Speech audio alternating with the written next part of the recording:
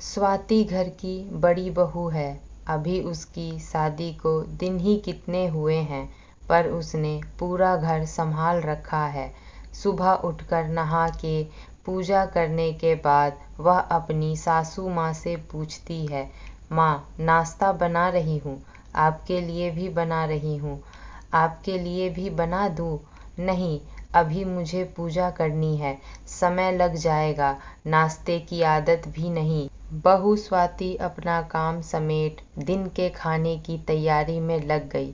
सासू माँ को खिलाने के बाद जैसे ही बहू खाने बैठी, अपनी तो शुरू की आदत है, 2 रोटी से ज़्यादा खाई नहीं जाती। पता नहीं लोग कैसे खा लेते हैं। सकुचाई सी स्वाति उनकी बातों को सुनती रही। उसे ज़ोर से भूख लगी थी, लेकिन ये वाक्य वो अक्सर माँ के मुँह से सुन बड़ी मुश्किल से निवाला निगल पाती। नई नई आई थी, इसीलिए ये सब अटपटा सा ही लगता। देखती अविनाश फल लाकर रख जाते हैं, लेकिन जब तक घर में सासू माँ है, उनके बिना कहे एकदम से कैसे निकाल कर खा जाए। क्या स्वाति, खुद भी खाओ और माँ को भी काट कर दिया करो।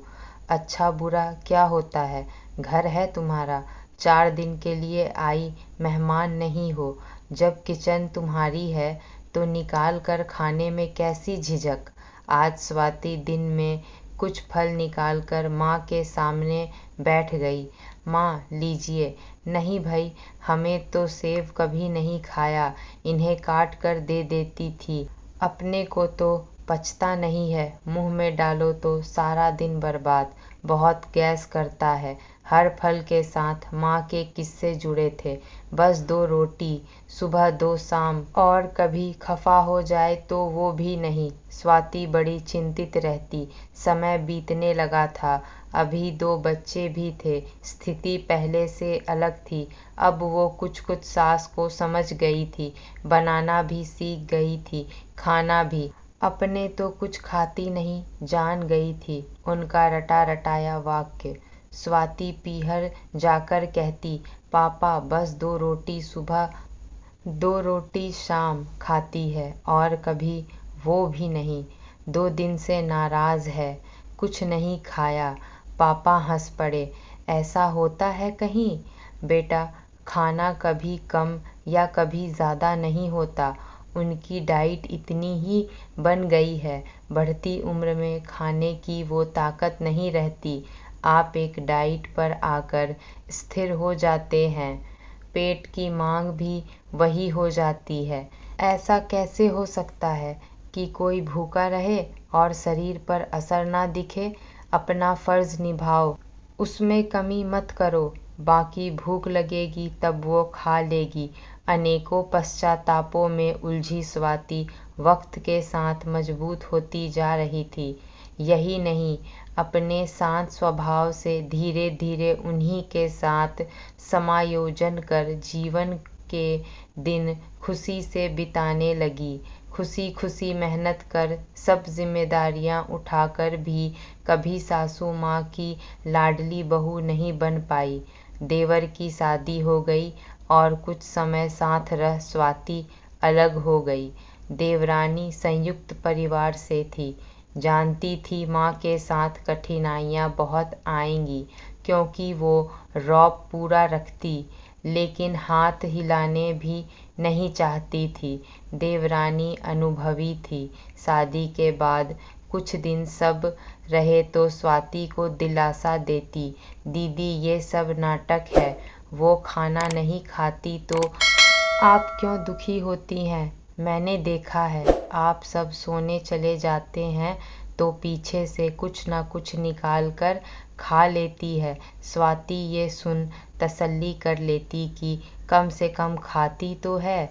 अब अलग हो जाने के बाद भी देवरानी के पास रोज के किस्से थे।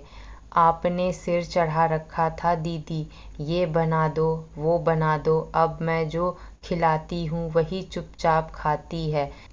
कल तक साथ रह रही स्वाति जब आज इन बातों को सुनती तो मन में सोचती, सब एक से नहीं होते।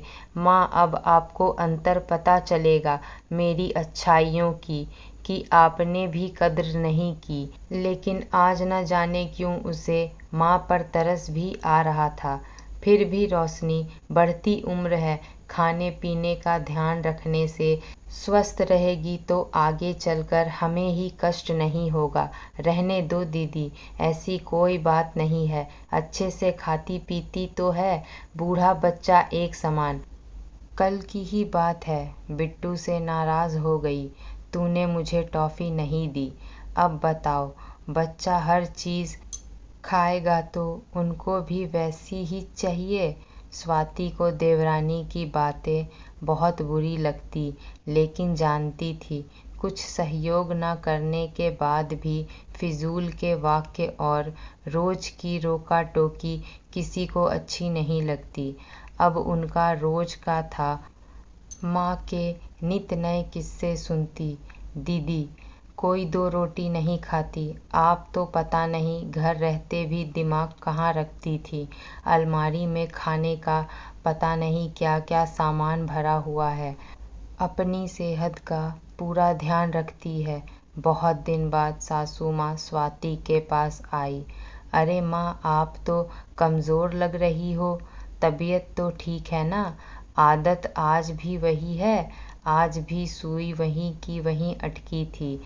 अपन को क्या चाहिए, बस दो रोटी, वो भी कच्ची पकी बनती है। खाने में कोई स्वाद नहीं, बस काम सन्नाटा है। खाऊं या ना खाऊं उससे कोई मतलब नहीं। स्वाति उनकी पसंद जानती थी और ये भी जानती थी कि वो दो रोटी से ऊपर निवाला भी नहीं तोड़ेगी। वो उनकी पसंद की सब्जी और सामान से बड़े आकार के पराठे ले आई। अंतर इतना था कि पहले यही खाना मन से न खाती और आज ढेरों आशीर्वाद दे डाले। साथ ही देवरानी के खाने की बुराई बेटे के लिए कहती, पता नहीं इतने नखरे दिखाता था, कैसे चुपचाप खा लेता है। कच्ची रोटियों से मुझे परेशानी होती है। माँ बिना कहे किसी समस्या का हल नहीं है। कह क्यों नहीं देती, या पसंद नहीं आता तो रोटी अपने पसंद की सेक लो, क्यों किसी के भरोसे रहना। आप सामर्थ्य है। अच्छा बहू, वो और तू नहीं जानती, जिस दिन कह दिया ना उसके बाद रोज मुझे ही बनाना पड़ेगा। माँ, स्वाभिमानी भी तो कोई चीज होती है, तू नहीं जानती। उसे माँ ढेरों शिकायतें कर अपना मन हल्का कर लिया और चली गई। स्वाति ने मन पक्का कर रोशनी से कहा, कभी कभी पूछ लिया कर क्या खाना है, खुश हो जाएगी। ना दीदी, मुझ में आपके जैसा धीरज नहीं, कुछ भी खिला दो, कभी खुश होकर नहीं खाती। मैंने तो कह दिया, मुझे दीदी जैसा मत समझना। एक बार बुरी बन गई हूँ, बस अब बार बार का झंझट खत्म। सब ला कर रखते हैं, इतनी भी असमर्थ नहीं कि लेकर ना खा सके। अभी इस उम्र में ये हाल है, बाद में क्या करेगी। एक दिन त्योहार और मिठाइयाँ बनाने को टोक रही थी। मैं आपकी तरह नहीं पिसी, क्योंकि कितना भी कर दो, खुश तो किसी को होना नहीं है। अब क्यों खुद को कष्ट दूं। मैंने साफ कह दिया, जिसको शौक है वो खुद बनाए, मेरे बस का नहीं। बस उस दिन से चुपचाप जो मैं करती हूँ करने देती है। उसके जाने के बाद और रोशनी से फ़ोन पर बात करने के बाद आज उनकी लाचारगी देख स्वाति यह सोचती रही, अपनी इस हालत की जिम्मेदार माँ खुद ही है। समय से पहले खुद को पराश्रित कर उन्होंने अपने पद का दुरुपयोग करना चाहा। कभी समय रहते बराबर साथ में लग सब सिखाया होता। गुस्सा होने पर अपना स्वाभिमान बरकरार रख खुद बनाकर खाया होता। गलती तो खुद करके सुधार कर दिया होता तो शायद आज उनकी ये स्थिति नहीं होती। घर का घर कोना वो खुद खाली करती गई और उन्हें आभास तक नहीं हुआ कि खाली जगह कितनी आसानी से भर जाती है, फिर कभी वापस न खाली होने के लिए। न जाने क्यों उन पर गुस्सा न आ तरस आ रहा है। रोशनी को कितना दोषी ठहराऊं नहीं जानती, क्योंकि अनुभवों ने उसे इस कदर पक्का कर दिया था। उसके इस बड़बोलेपन की जिम्मेदार भी माँ स्वयं थी। कभी भी अपने पद और सामने वाले के द्वारा दी गई सुविधाओं का गलत प्रयोग न करें। जीवन चलाने को खाई गई 2 रोटी यदि सुकून की हो तो वो 1000 पकवानों से बेहतर है। छोटों के द्वारा दिए गए सम्मान को महसूस कर आप अपने आप बड़े बन जाते हैं। इस प्यार से रिश्ते से छुपे अपनेपन को ढूंढने यही अपना आजीवन साथी है। दोस्तों, जब घर में नई बहू आती है तो उसे सहज महसूस कराना चाहिए, क्योंकि वह घर और वह माहौल उसके लिए बहुत अलग होता है। पर बहू के आते ही सास उस पर रौब दिखाने लगती है। जो बहू पूरे घर का काम करती है उसे भरपेट खाना भी नसीब नहीं होता, ना कोई उसे ढांढस बंधाता है। सास की हर बात वो सर झुकाकर मानने के बावजूद भी सास को उसकी कभी कद्र नहीं होती। बहू सास की कितनी भी इज्जत करे, बदले में उसे सिर्फ तिरस्कार ही मिलता है। और समय के साथ साथ जो बहू को इज्जत करनी चाहिए वह इज्जत धीरे धीरे वह करना कम कर देती है और उसकी जगह नफरत ले लेती है। दोस्तों, हमारी कहानी कैसी लगी हमें कमेंट में ज़रूर बताएं। ऐसी ही पारिवारिक कहानियों को सुनने के लिए हमारे चैनल को सब्सक्राइब करना ना भूलें। धन्यवाद।